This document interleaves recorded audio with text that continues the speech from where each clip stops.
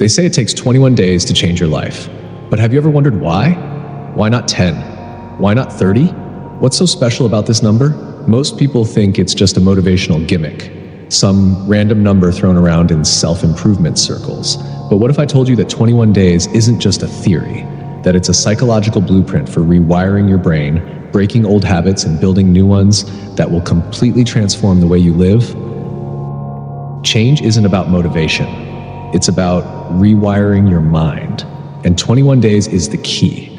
But before I tell you why, let's talk about something real. How many times have you promised yourself you'd start something new? You wake up feeling inspired. You tell yourself, this is it. This time I'm going to do it. And at first, it's easy. The excitement carries you through the first few days. But then, the excitement fades. The discipline wavers. Life gets in the way.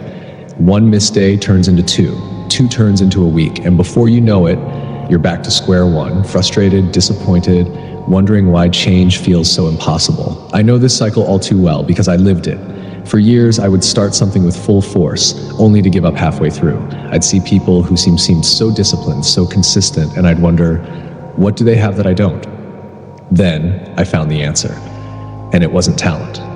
It wasn't luck. It was 21 days. The science behind 21 days. This idea isn't new. It started in the 1950s with Dr. Maxwell Maltz, a plastic surgeon who noticed something strange. His patients, whether they had a nose job or even an amputation, took about 21 days to adjust to their new appearance. At first, they still saw their old selves in the mirror. But after 3 weeks, their minds adapted. Their identity shifted. This observation led to deeper research in neuroscience, which proved something incredible. Our brains are designed to resist change. Whenever we start something new, our minds see it as a threat. That's why habits are so hard to break. But after 21 days of consistent action, the brain rewires itself. New neural pathways form. What once felt unnatural starts to feel normal. And suddenly, you're not just forcing yourself to do something. You're becoming the kind of person who does it automatically. But this is where most people go wrong. They start the 21-day challenge, but they don't know how to do it right. So they fail. That's why I'm going to give you 5 rules to make sure that doesn't happen to you. If you follow these, you won't just make a temporary change. You'll create a permanent shift in your mindset, your discipline, and your entire way of living. Rule number 1, win the small battles. Most people fail because they try to change everything at once. They wake up one day and decide, I'm going to hit the gym every morning, read for 2 hours, quit sugar, meditate, and start a business. And guess what happens? They burn out in less than a week. That's like trying to run a marathon before you can even jog a mile. The real key to change? Start small. Think of it like this. Great warriors don't start by fighting the biggest enemies. They build their strength by winning smaller battles first. Your habits work the same way. Want to wake up earlier? Don't jump straight to 5 a.m. Start with 15 minutes earlier each day. Want to get fit? Don't commit to 2-hour workouts. Start with 10 push-ups a day. Want to quit junk food? Cut one unhealthy item at a time instead of going cold turkey. Small wins create momentum, and momentum turns into unstoppable discipline. Rule number 2. You can't just say, I want to change. That's too vague. You need something clear, measurable, and undeniable. Instead of saying, I want to be healthy, say, in 21 days, I will drink only water and exercise for 20 minutes every day. Instead of saying, I want to read more, say, in 21 days, I will finish 1 book. Specificity turns dreams into commitments, and commitments create results. Rule number 3, cut the noise. This is where most people fail.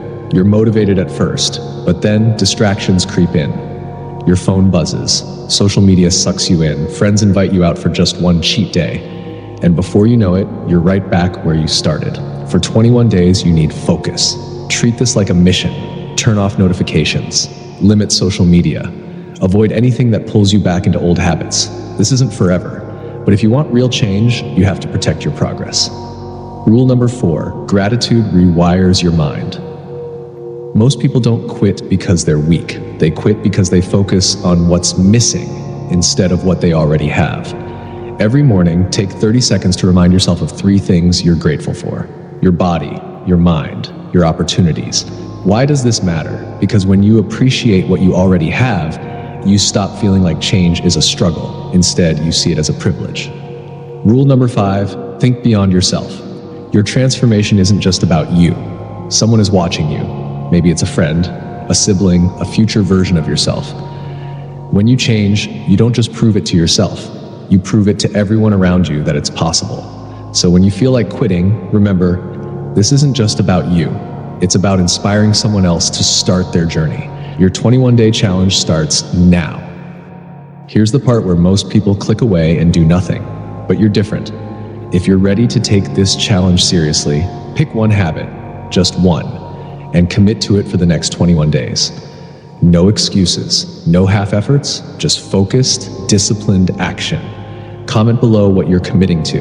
And if you're truly serious, type "I'm in the comments right now. Because this isn't just about 21 days. This is about becoming the kind of person who doesn't just talk about change, but actually makes it happen.